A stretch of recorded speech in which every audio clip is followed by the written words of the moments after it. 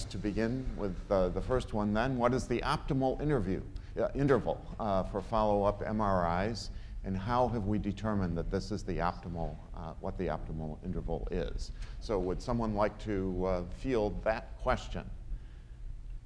Dr. Stone, would you like to field that question? That's a very good question, and as I was working on this talk, I was thinking about that and saying that we really didn't know. However, in part, I think it depends on how many strokes, if these children, well, I see children mainly, had strokes previously or not. If we had done a baseline and before starting TNF inhibitor and they had not had strokes, then I'd be, I would wait longer.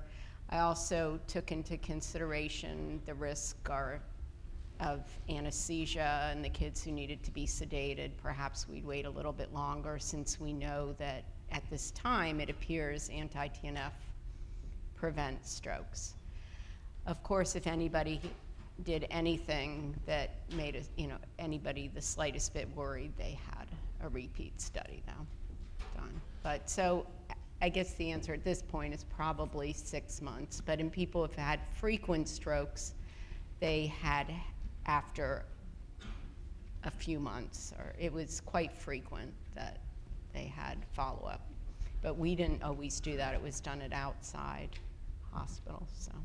So you're saying basically that it's very much a matter of judgment, depending on the clinical situation of the patient, what the past history has been, and what the current clinical condition is.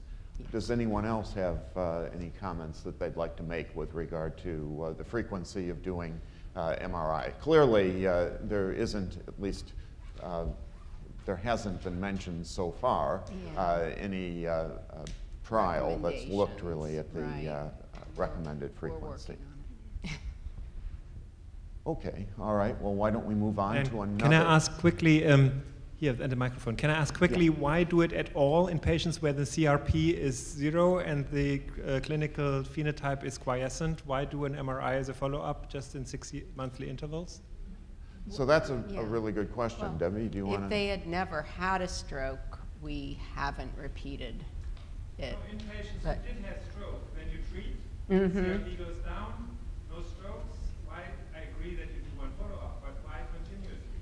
Why? Oh, well, we really haven't done it. We've done it at least once after that, but to be honest, I'd have to really gather the data of exactly what we've done, and I well, and for that matter, what has been done, I think that the question is what should be done in the future, and given the track record that we're now seeing with TNF inhibition. But we had inhibition. to get the track record to begin with, and that was part of the issue, was we didn't know at first that they weren't having additional strokes, and now it appears quite convincing that they're not. Yeah, I think that things have evolved very rapidly in this field, and so the point of view that one would have today is perhaps a lot more confident than the point of view that one would have a year ago. Mike? Yeah, just very naively, how do you envision the anti-TNF therapy affecting what's going on in the brain? Is that well known that TNF levels in the brain or respond to systemic anti-TNF, or how does that work? How does etanercept prevent Yeah, is it just an effect on systemic inflammation? Somehow. I'll let other people pipe in, but somehow the inflammation must affect the blood vessels and promote strokes or ischemia, some kind of blockage. You know more. Yeah, well, so I actually don't know exactly what is the penetration of the various TNF inhibitors into the cerebral spinal fluid or into the CNS. It's a good question, and certainly one that, at least based on the experience that people have had, it seems to work. What is the mechanism by which it works? I think that's still an open question. So it's a good question, absolutely. Do others have comments about that? Actually, they have some mouse model indicate some like myeloid cells deficient by TNF-alpha receptor. This mouse can develop automatically stroke. It's very interesting. Means just the simple myeloid cells signaling change. The TGF-beta is M2 macrophage cytokines. So this signaling change can cause the mouse spontaneous stroke. So maybe something related to the question. Okay. All right. Well, why don't we move on to another question then? For Halozyme, why not use PEG-ADA1 that is available and has a much higher KM? All right. Well, we have a representative from Halozyme here who can probably field that question with aplomb. I'm assuming that that question is for the cancer indication and not for deficiency of ADA2. But I would like to ask everyone at the meeting if anybody has tried Adagen or the bovine PEG-ADA1 to treat deficiency of ADA2 after I address this question. So we did take a look at human adenosine deaminase 1 and compared it side by side next to human adenosine deaminase 2.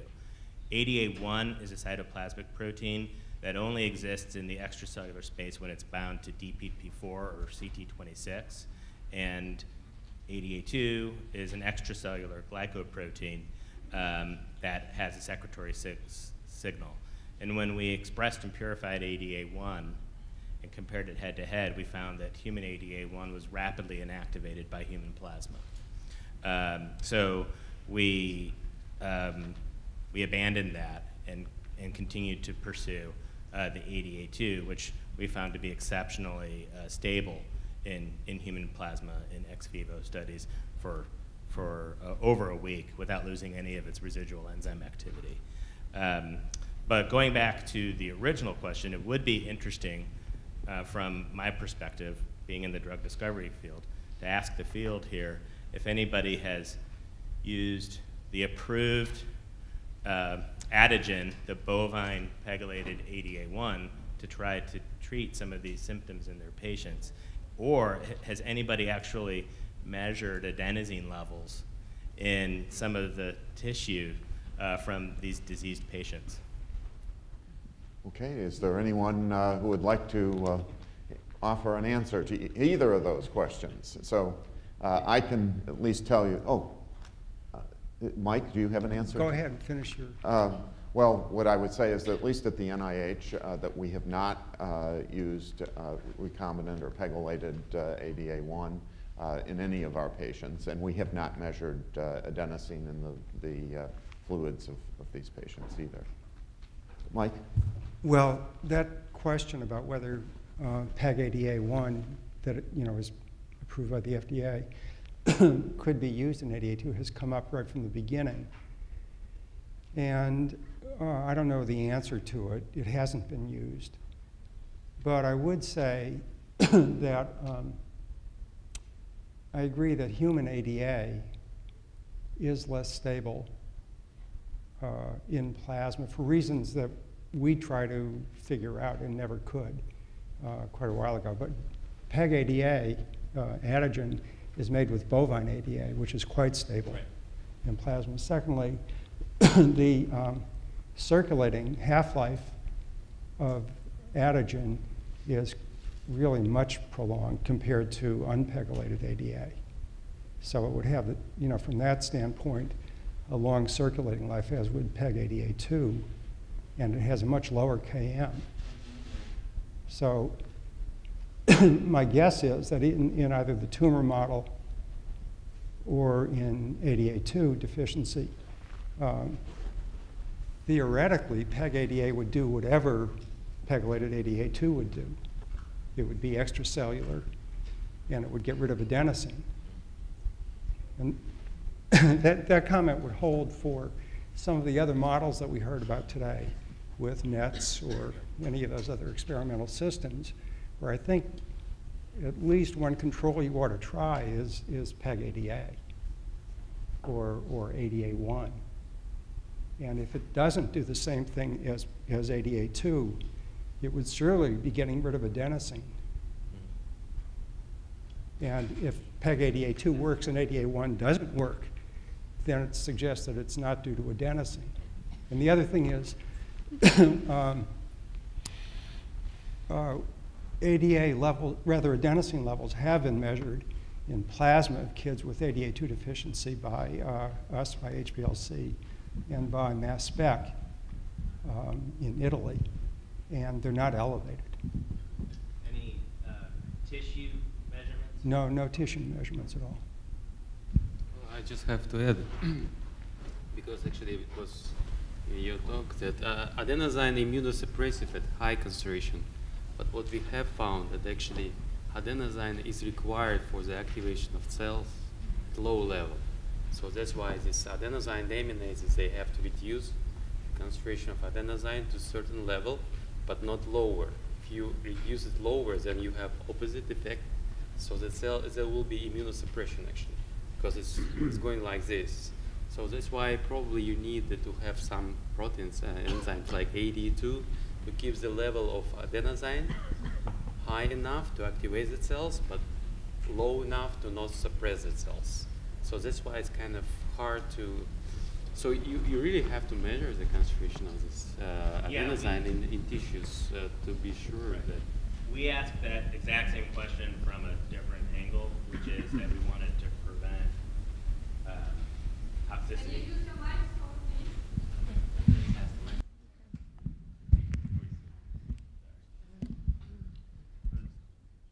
Basically the same thing that Andre just said. We wanted to, we actually chose ADA2 as a scaffold for the cancer indication because of its low affinity for adenosine, to specifically target adenosine in the tumor microenvironment where it's pathologically high up in the macromolar concentration, but not touch adenosine, which is required for normal tissue homeostasis and where hyperdepletion might lead to cardiotoxicity or other types of, so you mentioned signaling, but we were thinking about it from a tox perspective. I hate to sound like a skeptic, but I think from not just our work a long time ago, but the whole field that studied the effects of adenosine related to ADA1 deficiency, you can do a whole lot of things with a model system in vitro. Mm-hmm. But whether they actually apply in vivo, it has never been worked out.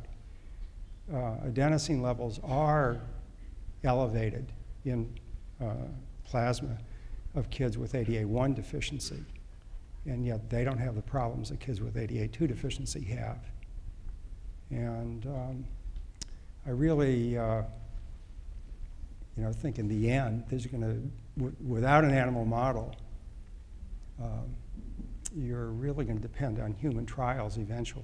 Right. So to add to your point, Andre, in his talk, mentioned that he's seeing this different profile in terms of immune cell binding between ADA1 and ADA2, and we've seen that as well. So it's quite possible that some of the phenotype that's being observed in DADA2 is due to the non-catalytic or growth factor-like properties of ADA2, and we just still have to figure that out.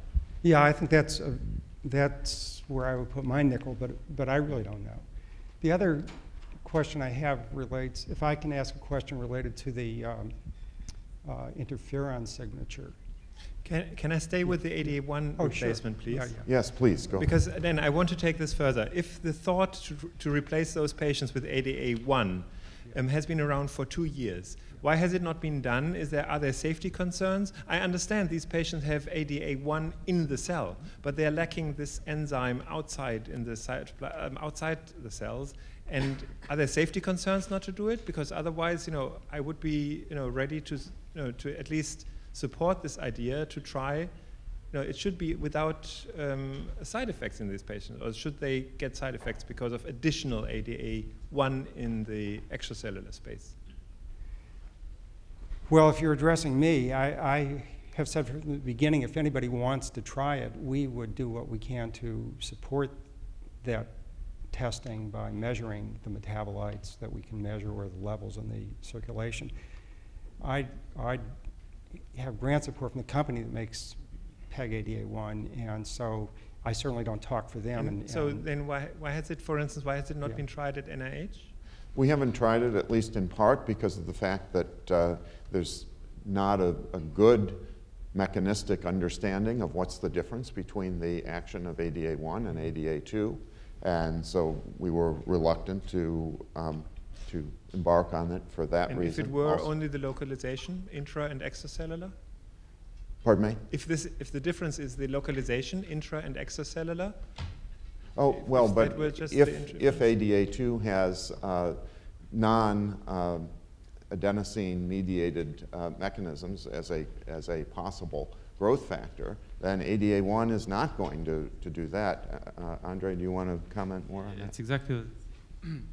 So the idea is if you have pegylated protein, then it's not going to bind to the cells. So it's actually only the enzymes and then in this case, it doesn't matter if you're using AD1 or AD2. And AD1 is going to be more efficient as an enzyme than AD2. It depends on where you're pegylating it. Oh, yeah, but I assure that it binds to the cells if you modify the protein. But in the case if the AD2 has another function, not just enzymatic, then actually it would be easier to inject the protein itself, non-modified, and maybe it works for this, how many hours? 2 hours. So it may have an effect on the cells. So maybe you don't need to make it so stable. So it's enough just to have one injection and then it does its job. Maybe it activates some receptors whatsoever, and then you actually need to eliminate it. I don't know. But to answer the question as to why we didn't do it at the NIH, it was because of questions of mechanism. So just one thing to add to the ADA1, ADA2, and I think that definitely it may be significant that ADA2 may have growth factor or has growth factor-like properties that are different. But one thing I want to say about ADA1 knockout, it's a SCID, right? It's a severe combined immunodeficiency. So if there were problems upstream that were shared between the two deficiencies, the ADA1 knockout may not show them because they don't have B and T cells. And if those are mediating the downstream destruction, as is the model for adaptive immunity, you wouldn't see that in an ADA1 knockout. So it's possible there are things that are shared between them, but with an ADA1 knockout, because of the B and T cell SCID, you just won't see it. It's possible. Okay. Other comments? This is just a quick question about ADA2, and forgive me if this is very naive, but so what I understand is that IVIG contains ADA2, and this could confound testing. And so I'm curious how long ADA2 that's present in IVIG circulates, and if people have tried, had patients on IVIG on a regular basis who have DATA2, has this modulated their clinical phenotype at all? So, Debbie, it's just, go ahead. It's present only in immunoglobulins from Russia. I'm sorry. And the half-life is 2 hours, yes? Oh, I see. Okay, got it. Half-life is 2 hours. Okay, got it. Maybe in China as well. You can go to China now. Well, we can check. Well, so it's important to note that the half-life that we measured for the wild-type non-pegylated ADA2 was in a mouse that lacks the ADA2 gene. And so if there's a co-receptor or if there's a pathway that's not there, then it could be rapidly cleared in that animal and have a completely different PK profile in a monkey or a human being. And that's still to be determined. So Debbie did speak briefly about the NIH experience with regard to giving fresh frozen plasma as a way of replacing ADA2, because fresh frozen plasma does contain ADA2. And so we actually did do a small study, at least looking at safety and at pharmacokinetics, to see what would be the half-life of ADA2 that would be derived from fresh frozen plasma anyway in children with DATA2. And I don't remember the exact figures in terms of the half-life, but it was on the order of like 3 or 4 hours or something like that. It was not, okay. It was not long at all.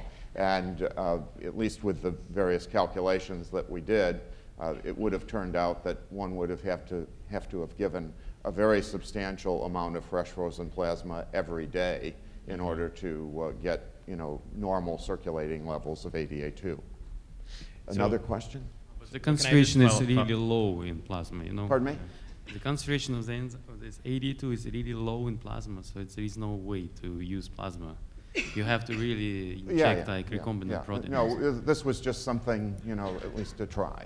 Yeah. So just a follow-up comment to make sure the field is kind of absorbing what Andre said earlier and what we've also observed at HALO.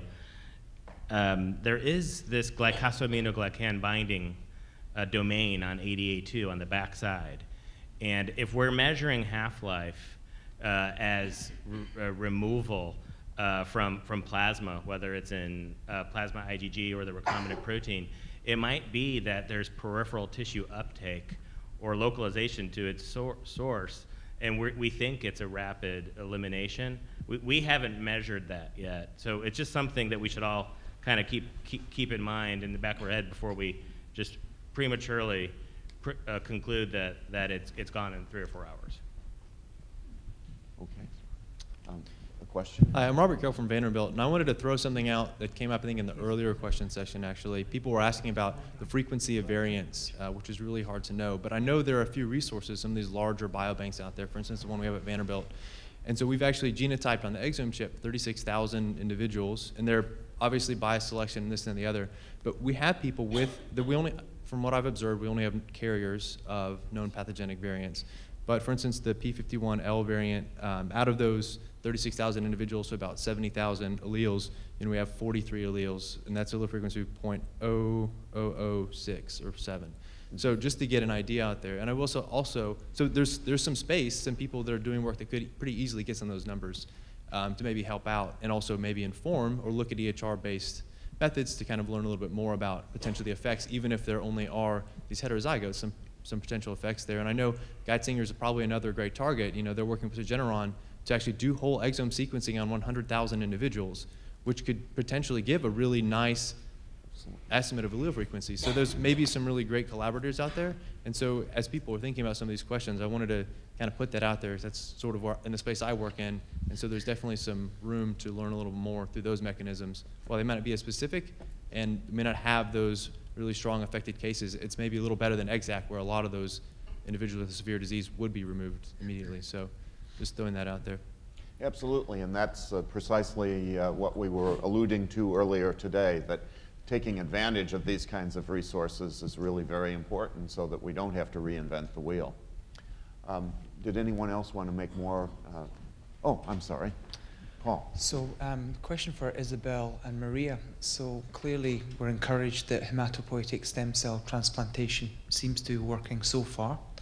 And thinking about gene therapy, clearly you'd want to target the CD34 hematopoietic cells, but we learned that ADA2 is also expressed in endothelium. So you're going to give a competent immune system to someone who's got still poor ADA2. So are your patients, Isabel, going to be having strokes anyway? And should we be thinking about gene therapy that doesn't just target the hematopoietic stem cells, but also in some way endothelium? Isabel, you can start, please.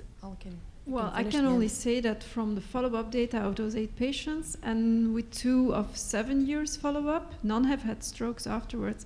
So my first patient, he had a stroke, but at that time he must not have reconstituted because there were no neutrophils around. So I think that it's probably it's probably an interaction, as was outlined here today, between the macrophages and the endothelium that is really crucial to developing the strokes and the hemorrhages. And with the data of Mike in my second patient, with a nice trend that we had in restoring plasma ADA2 enzyme activity levels, I think for that matter we are safe once we are in the high levels of ADA2, I think, but it's only 8 patients and it's only 2 with a long follow-up.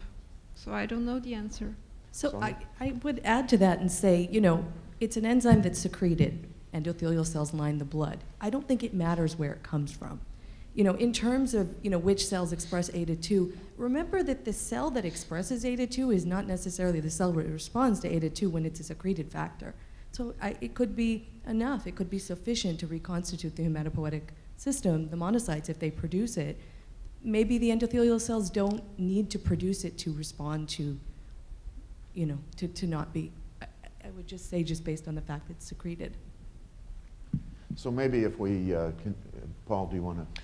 Yeah, so I'm just thinking about tissue specificity. Why is it that the organ that seems to be particularly targeted is the brain? We know it can cause a systemic vasculitis, but do we know of the endothelial biologists amongst you if the brain microvascular endothelium is actually particularly more important, so that your argument might fall down when you think about the brain in particular? This is what I think. In culture, we don't see any differences. In culture, you know, just cultured, doesn't matter where they're from, whether they're from the brain, the skin, the umbilical cord, they have very similar robust responses. In fact, the brain endothelial microvasculars have even more potent.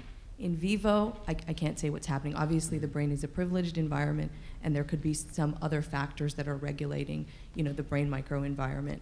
And I would say that that would be immune privileged, yeah. So, Paul, we certainly were very struck with that because of the fact that stroke is such a major phenotype for us in our cohort. And so a couple of things that I would say. First of all, it isn't necessarily the case that the brain is the only place where one sees vascular effects. Certainly in the liver, you know, we saw endothelialization of the hepatic sinusoid. So there is an effect in other vascular beds as well, in the skin, in the gastrointestinal tract, in the patients that have polyarteritis nodosa. So it's not as if really the brain is all that special. It's certainly special in the sense that it's a very sensitive organ, and you know, even minor events, vascular events, can have catastrophic effects just because of the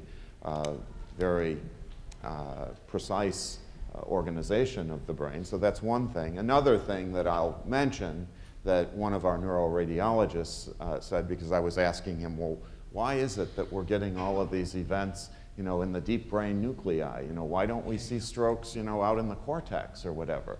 And his explanation for this, which I don't know if it's true, but at least what he said was that the vasculature in those deep brain nuclei is in fact different from other parts of the brain, and in fact it's fairly unique in the body altogether. And that is that you have very small blood vessels branching off medium-sized arteries. And so there's a big discrepancy between the caliber of the vessel that the blood is going into versus the vessel that it's coming out of. And it creates a lot of turbulence at that site of you know, intersection or branching off, whatever you want to call it. And so that apparently leads to a higher incidence of stroke. And in fact, in hypertensive patients, the lacunar strokes that you see in hypertensive patients are distributed in that general area as well. So it may be that it has something to do with that. Or it may be a hand-waving explanation, and I'll wave my hands just to symbolize that. Anyway. Actually, I want to add some comments about that. These 2 years, I also worked a lot with this mechanism, and we try to find why the myeloid cells change and can cause the endothelial cell damage. And we did a lot of co-culture system experiments and used the knockdown myeloid cells and the control. The knockdown ADA2 really can cause the co-cultured endothelial layer has more, more, for example, ICAM expression and also more vascular leakage. And these myeloid cells itself can through like cell-cell contact, maybe through the myeloid cells and the endothelial cells, and also maybe through some released factors, which we don't know yet.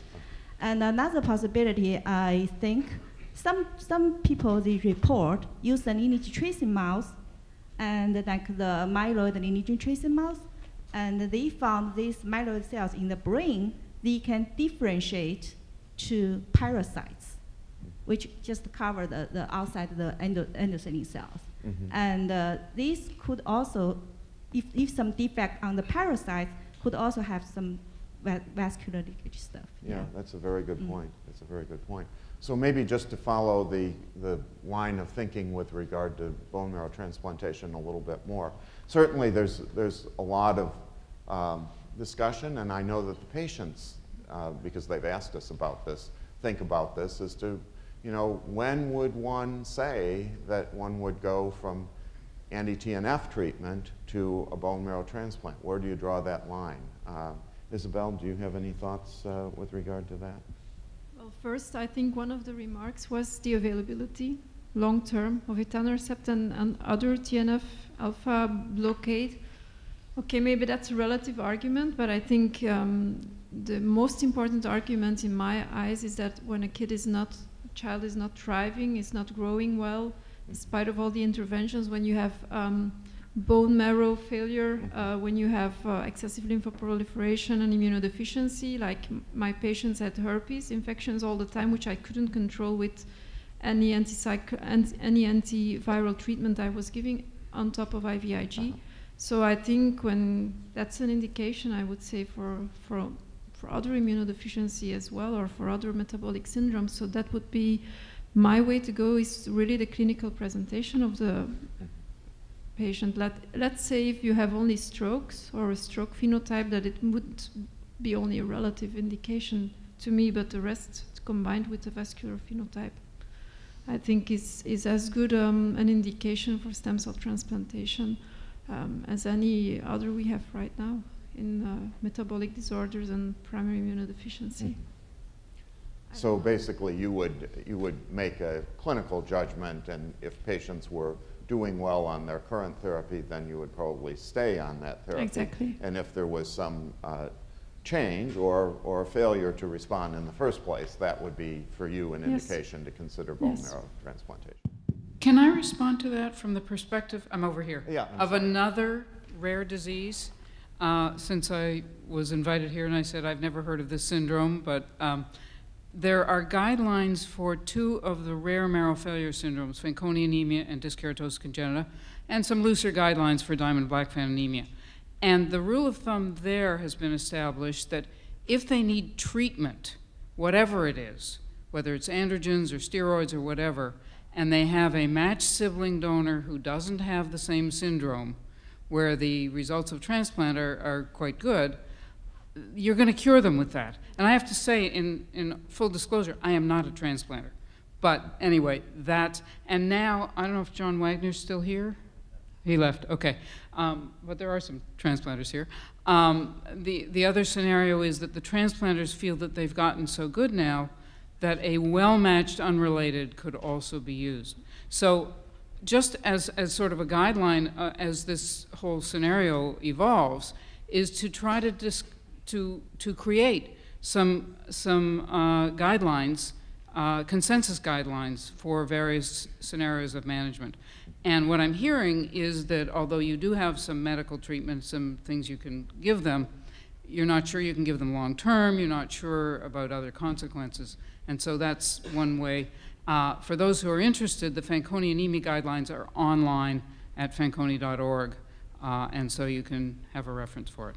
Yeah, with regard to the duration of treatment of patients with TNF inhibitors, just to address that issue, although no one, of course, knows whether a patient treated for 20 or 30 years because they haven't been available for 20 or 30 years. But certainly there have been patients treated with TNF inhibitors since their introduction in 1999 with still no untoward effects. So I do, except for the risk of infection. So there certainly is a risk-benefit ratio that one has to think about. Susa? Yeah, I just have a thought. In 1997, the pediatric rheumatology community was invited to Utrecht at the time because we felt that our patients with childhood arthritis, that there's a subgroup of them that doesn't respond to the treatments that we have, and we thought about doing bone marrow transplant. And we all brought our patients, the children that we couldn't treat, but we didn't go there with the assumption that the bone marrow transplant would cure them. And I think there is a different mindset if you have a condition that you have a very high likelihood of being cured through a bone marrow transplantation, or if there's uncertainty if the bone marrow transplantation would cure you. For us, it was basically an idea of an exchange of the immune system to get better control of patients that we couldn't control. And we developed guidelines to say these are the patients we're going to treat with bone marrow transplants. And unfortunately, in our population, we had very high mortality in this group. And the introduction of TNF inhibitors at this time changed our mindset completely, because we felt that the risk of transplant as opposed to the risk of getting TNF blockers for a long time is not in balance. I don't know if it's the right thing to do or the wrong thing to do, but I think there's an obligation for us as the community of people caring for children and adults with ADA2 deficiencies to have this discussion of where we should head. I think that's a very important thing. Yeah, I totally agree. Can I add one thing? Sure. I think it was great to divide the agenda for different phenotypes here, because I think the transplant will be really justified in the ADA2 patients in the bone marrow failure phenotype, because those patients usually are transfusion dependent. You don't want to keep them on transfusions forever. You tried many immunosuppressive medications. The more immunosuppressive medications you get, maybe there will be clonal evolution, or they will develop cancers, which we don't know specifically for the ADA2 patients. But for the other phenotypes, especially the stroke, I think it's hard to justify transplant, maybe offered to parents after trying other therapies that have proven to be successful. And if they are tired of it, then maybe offering transplant is not a bad idea, but it's not like we should do it. But that's my take on it. Other opinions? Dan, I mean, I would, so the problem here, and I think Sousa really hit on the point, which is that, you know, transplant regimens have become much safer. We've got much better transplant conditioning regimens. We know a lot more about typing. And I think that point that Blanche brought up about, you know, matched sibling donors, you know, if you look at low-risk transplants and you add up over a lifetime of taking TNF inhibitors, I mean, cost is going to probably, you know, 20 years of a TNF inhibitor, cost-wise, is probably not going to be that different than a transplant, really, or maybe it's more than a transplant.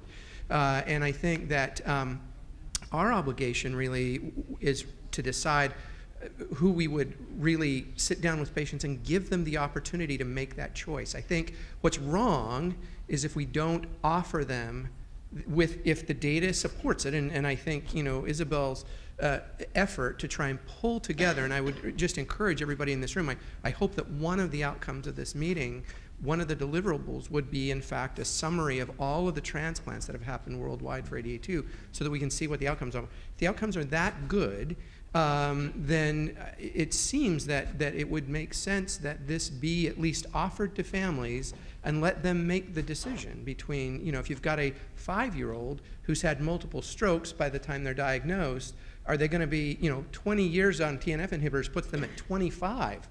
That's a heck of a long ways from 85. And, you know, if transplant is curative, why not give them the opportunity for a cure? We've seen this in other diseases where families could not make a decision, couldn't make a decision. The child gets to be a teenager and says, so, you know, we've had patients with chronic granulomatous disease where the kids came in and said, look, if there's a chance for me to be cured, if I don't have to take interferon alpha infusion, or sorry, interferon gamma infusions and prophylactic antibiotics every day of my life, I want that opportunity. I want to go to transplant, and the kids have forced the issue. But I think our obligation is to offer them that as a choice, and to not be paternalistic about not offering that as an opportunity. Well, that's why I raised the question, although, you know, just to put things in perhaps a little bit different perspective. So we, with the group at Stanford, did do a matched sibling donor transplant, 10 of 10 match, in a child with a different autoinflammatory disease, but one who had not responded to the therapies that we could offer, and the patient died post-transplant. And that, of course, is the ultimate worry with all this, is that But I would let Mario. the family make that decision with appropriate instruction. I mean, Mario, I'd be interested to hear what you have to say. Yeah, I agree. I mean, it is not for faint-hearted, but the transplant these days, as Troy said, is much, much safer than it was. So over the last 10, 15 years, we've transplanted 5 patients with autoinflammatory disorders. We've transplanted about 30-odd patients with monogenic autoimmunity. At the time when we transplanted them, we didn't know that, obviously. It's all retrospective diagnosis with CTLA-4, STAT3 gain of function and things like that. But those 5 autoinflammatory patients, so one is mevalonic kinase, 2 early onset colitis with IL-10 related problem, but not genetically defined yet. 1 with sideroblastic anemia, immunodeficiency, B cells, developmental delay, and periodic fever, and the heterozygous PIP1 with hyperzincemia, hyperproteinemia. We've lost only 1 child who was very sick, about 14 years, in multi-organ system failure with no infection, with early onset colitis and arthritis and periodic fever. The 4 others are cured from their autoinflammatory disorder. They had few problems throughout the transplant, but they are now out, some of them 10 years, some of them only about 6 months, as it happened recently.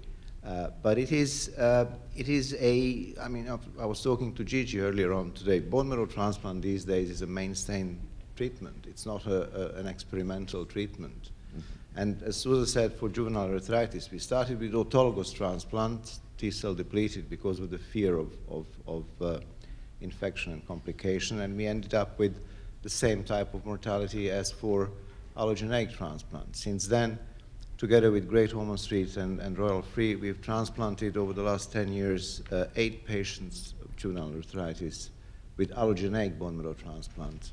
All of them survived transplant. All of them are long-term follow-ups, and we are writing that up as an experience, and it's the way forward, because all of these kids were treated with 3 or 4 different biologics on top of all the conventional treatment and failed. So you have sometimes magical responses to these new treatments. Sometimes, unfortunately, it doesn't happen, and the patients are getting worse.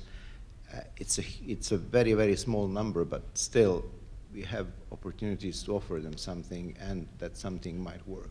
So Mario, since you've done autoinflammatory patients, would you transplant all? I don't think I would transplant all, because it is very tricky, and I think I would be guided by the clinical scenario. And if they are, as Isabel said, if they are not responding, if they are breaking through anti-TNF, or if there are complications with anti-TNF, then probably yes. And I think if they are presenting with bone marrow failure, I think that's probably an indication in itself to go for a bone marrow transplant. Okay. All right, Blanche, you wanted to say something. So again, speaking as an outsider to this group, I think you have a great opportunity to actually do a pooled study, which is you're randomizing by genotype, which is if they have a matched sibling donor and if they have marrow failure in particular, they go for transplant. And you, for those who don't go for transplant, whatever reason, are your control group. And over the next 10 or 20 years, you can see whether the transplant impacted. Because obviously, in something where it's so iffy, you want to start with the best available transplant. The other thing, I'll just put in a plug. We've recently published a couple of papers on using decision analysis to formalize guidance toward transplant. And again, it's focused on those families where there is a good donor, and it's in Fanconi anemia, a different disorder. But I think you have a wonderful opportunity because you're talking to each other. Unlike some of the other syndromes where we don't always talk to each other, we don't pool things, and I think you should take advantage of it. Yeah, absolutely. Absolutely. There are other comments. Just to build on that, I mean, one of the difficult things with these rare patients is actually explaining what the risk is to the family. And we were I was put in a tough situation where a child was treated successfully with infliximab. We didn't know data to at the time, sent it to Mike, it's confirmed. The child was off therapy at that time because with PAN, 2 years of treatment, you try to wean them off. And the family refused to go back on. And so at that point, we got bioethics involved, and they really challenged us, what is the risk to this family? Can you document it? I had a kid with elevated CRP, elevated ESR, renal hypertension, was on 6, but was walking around asymptomatic. And I felt like he was a ticking time bomb. But our bioethics group really challenged us to quantify, do you have any data to quantify what is the risk of stroke? And I could just sit down with the family, say they could verbalize, yes, we acknowledge that we're, driving in a car without a seatbelt with a kid. We don't let them do that, but yet our bioethics group very much came down on parental autonomy, and that was a decision that they were able to do. Now, 6 months later, I got them to come around and start therapies, but it's that balance that I think if we could pool our data together with what is the actual incidence of stroke off therapy, because we have groups of patients that don't have inflammatory markers than those that do, and they're probably different. Yeah, you're quite right about that. Certainly what Mandy and Debbie talked about with regard to the NIH experience, it would suggest, at least for those patients that are in that cohort, which admittedly is a selected group, but it's about 1 stroke every 2 years or so is the average. Go ahead. Okay, I'm going to go back to transplant and the concept of offering it to the family. I think whenever and if all of the group decides that it should be offered to families, I would suggest that we offer it as early as possible, because I saw a lot of the stroke patients were the same ones who had the portal hypertension, the hepatic manifestations of the disorder, and the more you wait, the more their risk of transplant becomes higher and higher for VOD, and as well as even their eligibility to transplant altogether. So I think if it is decided that it's to be offered, it should be considered very early on in their course of disorder, rather than after they've had a few strokes. Maybe their liver doesn't improve with TNF, anti-TNF therapy too. So that's, I think, remains to be studied. That's where we need more data with regard to what the outcome would be. I agree, but I think it's really, there's 8 patients, and all of those patients had a really severe phenotype. So I think it's a tremendous result that they're all alive and well, with at least 7 more than a couple of years out, which is for transplant really, really good. And some had second procedures, which is even increasing the risk for complications. So I think this is I was really astonished by the results of yeah, it was my patient who had the second transplant too. Yeah, so. There was another one, so thank you. No problem. Well, my comment is that I just think rather than giving a bone marrow transplant early, we should start them on TNF inhibition as early as possible, which is what I try to do, but sometimes parents aren't interested until they're ready, until they're worried enough. But I have a question, if we're allowed to ask the audience, is doing a bone marrow transplant, then you still have to keep these patients on immunosuppression afterwards, correct? No? Just you for a do little not. while. A little while, sort of yeah. through the early post-transplant period for GVHD prophylaxis, but most patients then wean off after 6 to 12 months. Really? Yep. Okay. I wasn't aware of that. Okay, we had another question. Yeah. Okay. I just wanted to ask about the development of an in vivo model. So I'm an outsider to this field as well. I'm actually a developmental biologist that works on the opossum. So I had actually not heard of this disease until Chip had contacted us to say that the opossum actually has a copy of this gene that's affected in human. At the moment, there's no way to do genomic modification of opossums. I think it would be really awesome to have a knockout of the gene to study as an in vivo model. So our lab is actually working to try and develop those techniques right now. What I wanted to ask, is there a specific inhibitor of ADA2 that we could potentially treat opossums with to knock down the function, or a neutralizing antibody to work with in the meantime while trying to develop a full knockout? Or is there another mammalian system that is a little bit more amenable to knockouts at this time that has this gene? Well. But I think there was a zebrafish, yes. The model was used before, yes. Zebrafish, you have the it. zebrafish. The That's zebrafish, right. it does exist. As for, there is no inhibitor for AD2, which is specific for this enzyme, but there is no problem to make a knockout in the possible. Yeah, so we have made knockout zebrafish, in addition to knocking down the gene with morpholinos, so we have made knockout zebrafish. Of course, you know, there is the problem that you're dealing with zebrafish rather than with mammals, and so that's an obvious drawback of that kind of a model system, and the kinds of things that the kinds of questions that one can ask with zebrafish may be limited or slightly different. So it's a model. It's unfortunate that a murine model is not available. That would be probably the easiest thing. The opossum certainly would be, you know, a possibility. But I guess you have so many patients. Why do you need to make a knockout? Yeah. Well, that's also a good point. Yes. Yeah, I would just add to ask the question, thinking about species that could be considered translationally, beyond just the presence or absence of the gene, ask questions about how well the inflammatory pathways are conserved and other corresponding signaling components. In particular, ADA2 might have a receptor that's as yet unidentified. So think beyond just the presence or absence of the gene. And then the only other thing I would just say is, in terms of animal husbandry,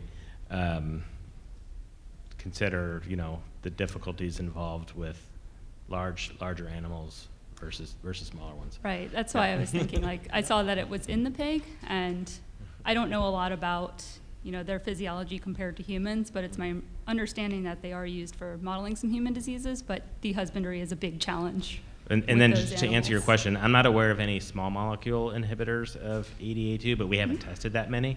They might exist.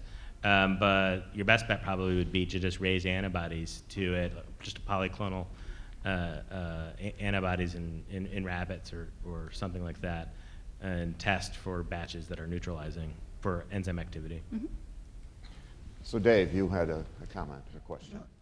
More of a comment, but it's a follow-on. As an outsider to the field, but a longtime user of animal models, I question the knee-jerk reaction to have an animal model for every new disease that you discover. And what I saw today is there's an incredible range of phenotypes here that is not going to be possible to recapitulate in an animal model. Mice get along fine without the gene at all. But if you use the instructive comparison, if you knock out ADA1 in the mouse, you get a very severe liver phenotype, which is a very small complication in people. So in cystic fibrosis has a very severe intestinal component, which is seen in people, but it's not really, so that mouse is just not a terrific thing. I think the effort that I've seen today is, I think more people with inflammatory syndromes and other kind of things ought to be screened. I'm not sure you've captured the entire range of the phenotype in the patients that you do have. And then I think there are terrific ways to study the effect on the myeloid biology system just using CRISPR-Cas and in vitro systems. So although I make mice for a living, I'm just telling you, I don't think this is the time to start investing in an animal model until you get a much better handle on what the kind of phenotypes you're expecting to see in any animal model. What kind of phenotype in the human are you actually, you know, going to expect? In other words, you've got an animal model, you might discover a new phenotype, which would tell you to go chase down some additional patients. But I think that might be the more valuable thing than anything you could test the animal for in terms of translation. I don't want to discuss a model that's not relevant too long, but my impression of the mouse model was that mice have one gene and human have two genes. So the mouse gene is both secreted as well as intracellular. So in fact, the mouse phenotype is really complex because it has both aspects. In one case, I think there's a B and T cell skid because you can rescue the mice from the liver phenotype by transiently providing ADA2 during, I think, the trophoblast stage. But my impression was that the resultant mice have very complex phenotype. It's a combination of potentially inflammatory and SCID. But, you know, anyway. Yeah. Can I just... I just want to point out, I agree with the last speaker, Dave, who I don't know.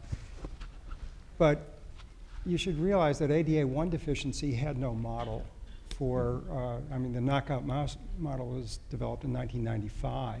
The disease was discovered in 1972. And by 1995, we knew everything we needed to know about the disease from studying. So sort of going along with Dave's point that... yeah. And I also agree with the comment that you have to first have a mouse model or some model, animal model that has the same phenotype, or the same spectrum. So if somebody wants to develop it, great, but I don't think you want to hold your breath. So the patients and their families are out in the foyer. That doesn't mean, so the two people who are at the microphones, why don't we let them make their comment or question, and then we'll call it to a close. Go ahead. Yeah, I was just going to follow up on what Mike said. So I kind of come from the ADA1 field and also the CD73 field. And I think the in vitro systems are really difficult to be informative when you have a situation where adenosine may be made by one cell that interacts on receptors on another cell and so on. So you can, you know, take cells and add adenosine and see what happens, but that doesn't really give you any insight necessarily into what's happening in vivo, because you don't know, what is the change in adenosine going to be when you inhibit ADA2. So whereas it might be difficult to find the in vivo model, I think we have to be really cautious about the conclusions that we draw from in vitro cultures. Okay, all right. And our last comment or question. So I'm a transplant physician, and I came from Jerusalem. So we transplanted many patients with monogenic disorders because we have a very high rate of consanguinity. And now we have 5 patients with ADA2 deficiency and pure red cell aplasia, and we are really concerned about the transplant. Also from Isabel data, as you can see, 3 out of 8 patients need the second transplantation. What is not It's important, I think, to know about those 3 second procedures. There was one who got really almost no cells, almost no stem cells, because it was not a good mobilization procedure. And then, so this patient just got a top off, some extra stem cells, and the 2 other patients were in fact transplanted with a diseased sibling.